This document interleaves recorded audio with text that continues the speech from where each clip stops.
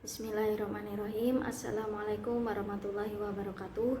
Kami dari kelompok 9 akan mempresentasikan materi yang berjudul ayat-ayat tentang etika bermasyarakat. Etika telah menjadi pusat perhatian sejak zaman Yunani kuno. Sampai saat ini pun etika masih tetap menjadi bidang kajian menarik dan aktual. Bahkan dianggap semakin penting untuk tidak sekedar dibicarakan di kalangan akademik, melainkan juga dipraktekkan dalam interaksi kehidupan sehari-hari. Dalam melakukan hubungan sosial di masyarakat, diperlukannya etika sebagai pedoman hidup dan kebiasaan yang baik untuk dianut dan diwariskan dari satu generasi ke generasi berikutnya. Fakta tersebut menguatkan anggapan bahwa khususnya masyarakat Indonesia dikenal sebagai masyarakat yang berbudaya dan memiliki etika luhur dalam kehidupan bersosial dan bermasyarakat. Maka dari itu, pemahaman akan etika dalam kehidupan bertetangga dan bermasyarakat sangat penting untuk dalam mengimplementasikannya dalam kehidupan sehari-hari di masyarakat. Selanjutnya masuk pada pembahasan pertama, yaitu pengertian etika dan etika bermasyarakat. Kata etika secara etimologis berasal dari bahasa Yunani ethos yang memiliki arti sifat, watak, adat, kebiasaan, dan tempat yang baik, dan kata etikos yang memiliki arti susila, keadaban, atau kelakuan dan perbuatan yang baik. Dalam bahasa Inggris, etika juga disebut sebagai ethics. Merujuk dari pemaknaan etik dalam bahasa Yunani ethos tersebut, pengertian dari etika adalah timbul dari kebiasaan. Sedangkan pengertian etika dari penegasan KBBI, Kamus Besar Bahasa Indonesia, adalah ilmu tentang apa yang baik dan apa yang buruk, dan tentang hak dan kewajiban moral atau akhlak. Kata etika dibedakan dengan kata etik yang memiliki arti kumpulan asas atau nilai yang berkenan dengan akhlak atau nilai mengenai benar dan salah yang dianut suatu golongan atau masyarakat, dan kata etiket yang memiliki arti tata cara atau adat, sopan santun, dan lain sebagainya dalam masyarakat peradaban dalam memelihara hubungan baik sesama manusia. Pengertian etika secara terminologis juga memiliki arti muncul saat manusia merefleksikan unsur-unsur etis ke dalam pendapat-pendapat yang spontan. Objek berdasarkan pengertian etika secara terminologis adalah tingkah laku manusia. Maksud dari pengertian etika secara terminologis adalah melihat dari sudut baik atau buruk suatu perbuatan manusia. Etika memiliki fungsi sebagai tempat mendapatkan orientasi kritis yang berhadapan dengan beragam keadaan moralitas yang membingungkan. Selain itu, pengertian etika secara terminologis adalah menunjukkan adanya keterampilan intelektual. Keterampilan intelektual adalah sebuah keterampilan untuk berargumentasi dengan rasional dan kritis. Lalu, etika berfungsi untuk orientasi etis, di mana sangat diperlukan dalam mengambil suatu sikap yang wajar dalam kondisi pluralis. Adapun pengertian etika menurut para ahli yaitu sebagai berikut. Yang pertama, Aristoteles. Aristoteles berpendapat bahwa etika adalah dibagi menjadi dua, terminus technicus dan manner and custom. Terminus technicus adalah etika yang dipelajari sebagai ilmu pengetahuan dengan mempelajari suatu problem, tindakan, atau perbuatan manusia. Sedangkan manner and custom adalah pembahasan etika yang berhubungan atau berkaitan dengan tata cara serta adat kebiasaan yang melekat pada kodrat manusia yang sangat terkait dengan arti baik dan buruk suatu perilaku, tingkah laku, atau perbuatan manusia. Kemudian yang kedua yaitu pendapat dari K. Bertens. K. Bertens berpendapat bahwa etika adalah nilai-nilai dan norma-norma moral yang jadi pegangan seseorang atau suatu kelompok untuk mengatur perilaku.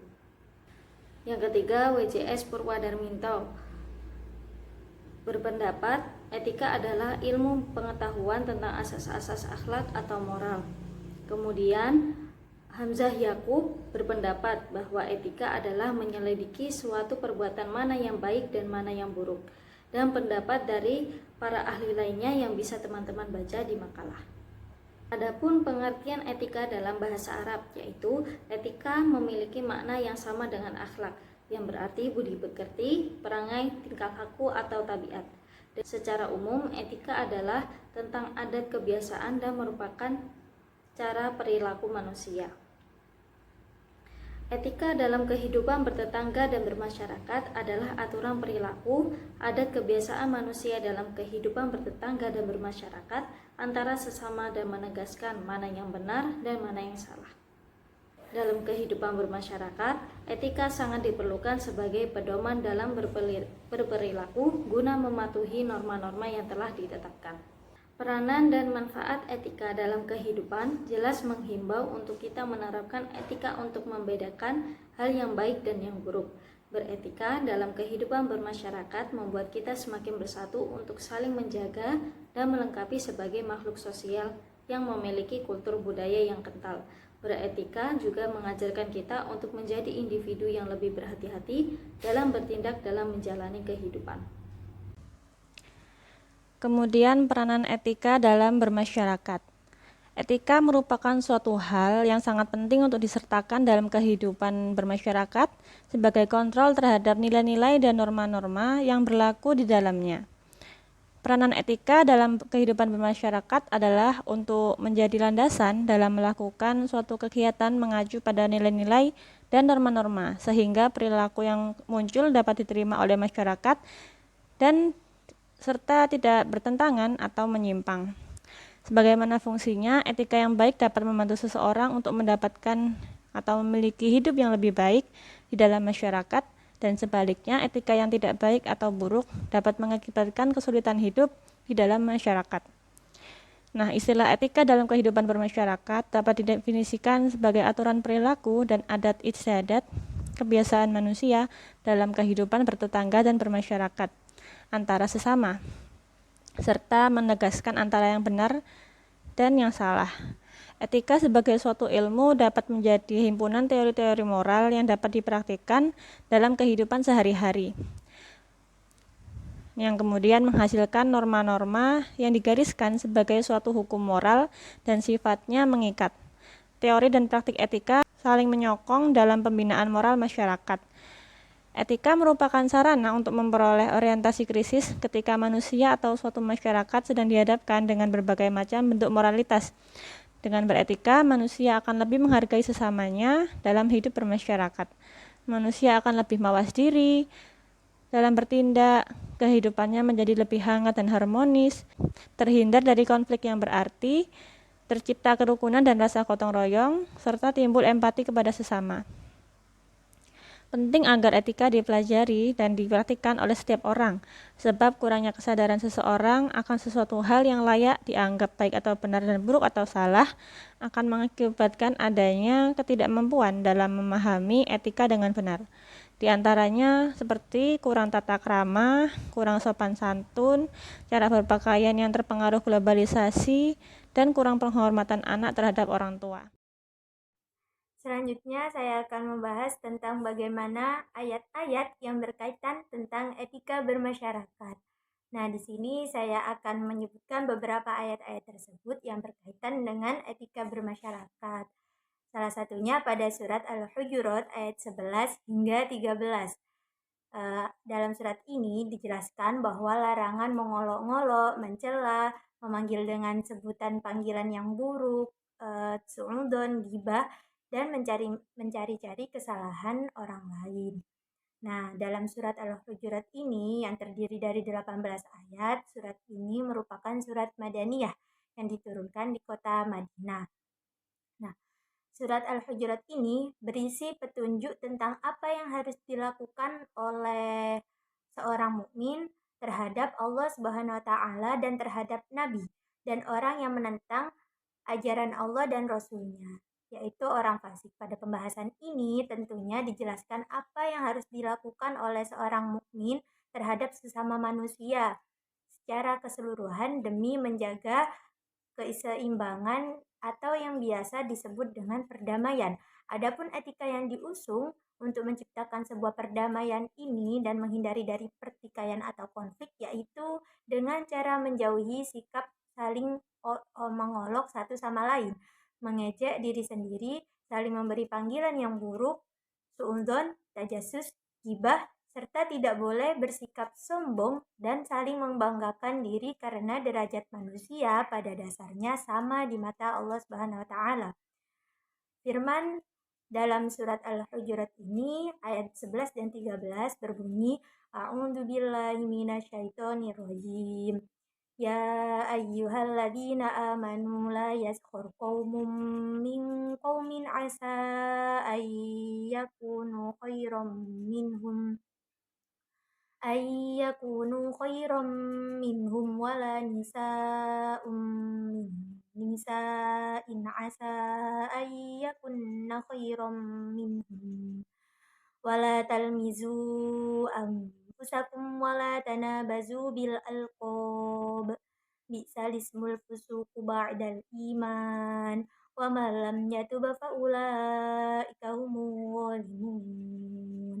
Ya ayyuhalladzina amanu jatanibu katsiran minadh-dhanni inna ba'dadh-dhanni itsmun wa la tajassasu wa la yaghtab ba'dukum ba'dha ayuhibbu ahadukum ay ya'kula lahma akhihi maitan fakarihtumuh wattaqullah innallaha tawwabur rahim. Ya ayyuhan nasu inna khalaqnakum min dzakarin wa untha وجعلناكم شعوبا وقبائل لتعارفوا إن أكرمكم عند الله أتقاكم innallaha alimun khabir. Yang artinya, hai orang-orang yang beriman, janganlah sekumpulan orang laki-laki merendahkan kumpulan yang lain. Boleh jadi yang ditertawakan itu lebih baik dari mereka, dan jangan pula sekumpulan perempuan merendahkan kumpulan lainnya. Karena boleh jadi yang direndahkan itu lebih baik. Dan janganlah suka mencela dirimu sendiri dan jangan memanggil dengan gelaran yang mengandung ejekan. Seburuk-buruk panggilan adalah panggilan yang buruk sesudah iman. Dan barang siapa yang tidak bertaubat, maka mereka itulah orang-orang yang zalim. Hai orang-orang yang beriman, jauhilah kebanyakan berburuk sangka atau kecurigaan. Karena sebagian dari berburuk sangka itu dosa. Dan janganlah mencari-mencari keburukan orang dan janganlah menggunjingkan satu sama lain. Adakah seorang di antara kamu yang suka memakan daging saudaranya yang sudah mati, maka tentulah kamu merasa jijik kepadanya. Dan bertakwalah kepada Allah, sesungguhnya Allah Maha Penerima Taubat lagi Maha Penyayang. Hai manusia, sesungguhnya kami menciptakan kamu dari seorang laki-laki dan seorang perempuan dan menjadikan kamu berbangsa-bangsa dan bersuku-suku supaya kamu saling kenal mengenal. Sesungguhnya orang yang paling mulia di antara kamu di sisi Allah ialah orang yang paling bertakwa di antara kamu. Sesungguhnya Allah Maha mengetahui lagi Maha mengenal. Dari makna ayat di atas, Ibnu Katsir berpendapat bahwa yang dimaksud dengan memperolok-olok ialah menganggap rendah derajat orang lain, meremehkannya, dan mengingatkan celah-celah dan kekurangan-kekurangan dengan cara yang dapat menyebabkan ketawa. Cara ini dapat terjadi ada kalanya ketika meniru percakapan atau perbuatan orang itu, dan ada kalanya ketika berjalan berisyarat dengan apa-apa yang menunjukkan ke arah tersebut. Kemudian di dalam tafsir Al-Maraghi dijelaskan jangan mencelah dirimu sendiri. Maksudnya ialah mencela antara sesama muslim, sesama umat mukmin, karena orang-orang mukmin seperti satu tubuh. Panggilan yang buruk ialah gelar yang tidak disukai oleh orang yang digelari. Seperti panggilan kepada orang yang sudah beriman dengan panggilan seperti hai fasik, hai kafir, dan sebagainya. Dalam ayat 11, dalam surat Al-Hujurat ayat 11 ini, Allah Subhanahu wa taala menjelaskan bagaimana sebaiknya pergaulan di antara orang-orang beriman. Di dalamnya terdapat hal-hal yang diperingatkan Allah Subhanahu wa taala agar kaum beriman menjauhinya karena dapat merusak persaudaraan di antara mereka, yaitu mengolok-olok orang lain, mengejek diri sendiri dan memanggil orang lain dengan gelar yang buruk. Sedangkan dalam ayat ke-12, Allah Subhanahu wa taala memberi peringatan kepada orang-orang yang beriman supaya mereka menjauhi dari suudzon atau prasangka buruk terhadap orang-orang beriman, mencari kesalahan orang lain atau tajassus, serta larangan bergunjing. Kemudian pada ayat yang ke-13 menjelaskan bahwa manusia diciptakannya bermacam-macam bangsa dan suku supaya saling mengenal dan saling menolong dalam kehidupan masyarakat. dan tidak ada kemuliaan seorang di sisi Allah kecuali dengan ketakwaannya. Nah, selanjutnya ialah tentang perintah saling tolong-menolong kepada sesama manusia. Ayat yang menjelaskan tentang saling tolong-menolong ini terdapat pada surat Al-Maidah ayat 2 yang berbunyi, A'udzu billahi minasyaitonir rajim.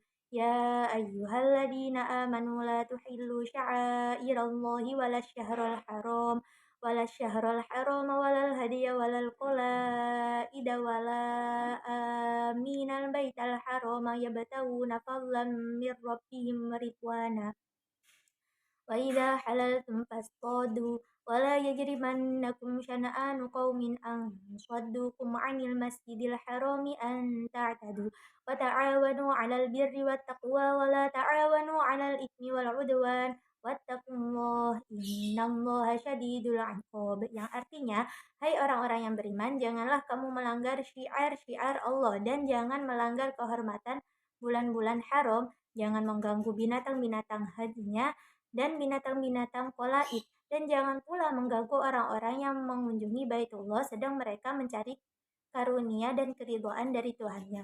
Dan apabila kamu telah menyelesaikan ibadah haji, maka bolehlah berburu, dan janganlah sekali-kali kebencianmu kepada sesuatu kaum karena mereka menghalang-halangi kamu dari Masjidil Haram mendorongmu berbuat aniaya kepada mereka. Dan tolong menolonglah kamu dalam hal kebaikan dan takwa, dan janganlah tolong menolong dalam berbuat dosa dan pelanggaran. Dan bertakwalah kamu kepada Allah, sesungguhnya Allah amat berat siksaannya.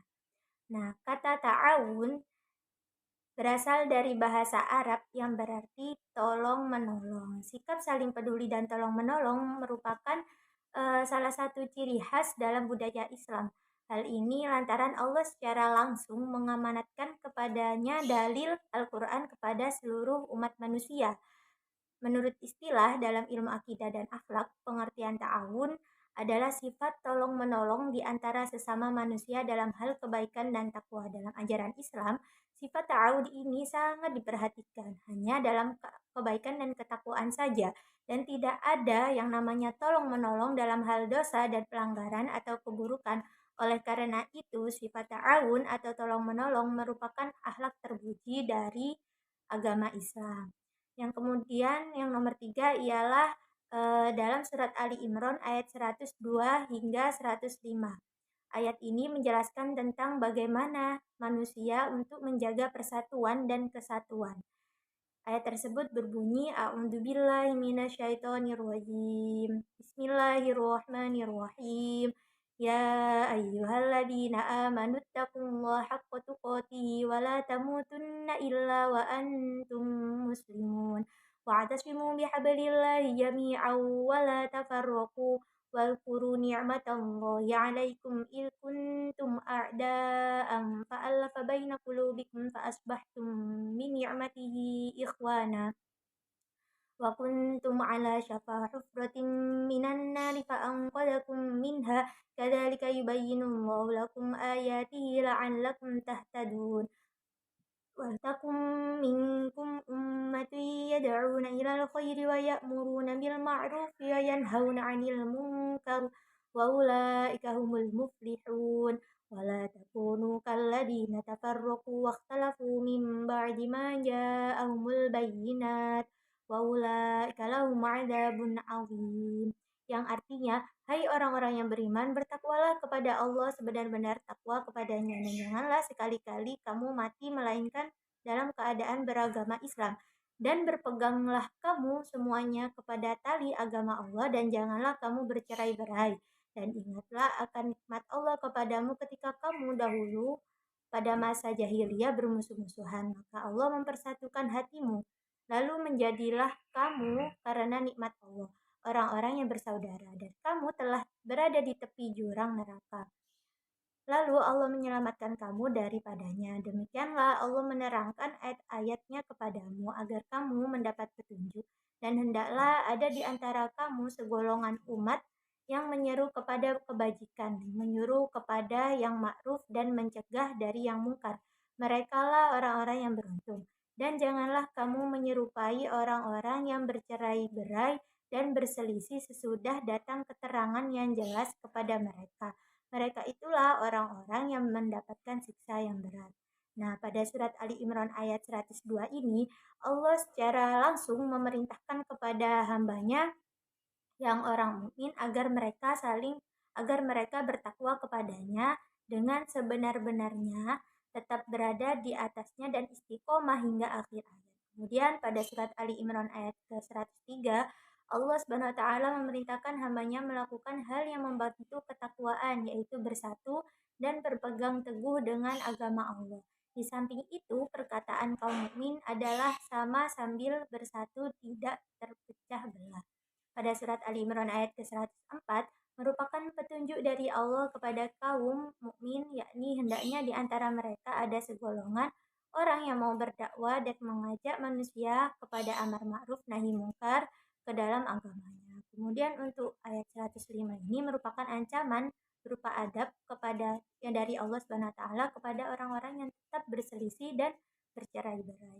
Hubungan antara surat Ali Imran dan 100 ayat Ali Imran ayat 102 hingga 105 ini ialah untuk menjadi orang yang beriman dan bertakwa serta mati ke dalam keadaan muslim. Maka seorang harus berpegang teguh kepada Allah. Dengan berpegang teguh kepada agama Allah, maka ia tidak akan bercerai-berai dan sebagai mukmin juga harus beramar ma'ruf nahi munkar dalam usaha berpegang teguh pada agama Allah. Untuk terakhir ialah terdapat pada surat Al-Baqarah ayat 148. Dalam ayat ini, Allah Subhanahu wa taala memerintahkan umat Islam untuk senantiasa berlomba-lomba mengejarkan kebaikan, yakni fastabiqul khairat. Menghadap ke kiblat bukanlah tujuan, tapi harus dipahami bahwa umat Islam ialah satu. Dan kandungan ayat ini yang sanggup kita ambil maknanya ialah hendaknya kita ulet bekerja serta berlomba dalam segala hal bentuk kebaikan, baik sholat, bersedekah, menuntut ilmu, dan amalan-amalan aktual yang lain. Kita harus berkompetisi dalam melaksanakan hal-hal yang positif. Dampak aktual yang dihasilkan dari kompetisi dalam kebaikan yaitu terciptanya kondisi kehidupan yang dinamis, maju, dan senantiasa bersemangat untuk berkreasi dan berinovasi. Nah, itu tadi merupakan ayat-ayat yang berkaitan dengan etika bermasyarakat. Untuk selanjutnya, terima kasih kepada teman-teman. Mohon maaf bila ada salah kata. Wassalamualaikum warahmatullahi wabarakatuh.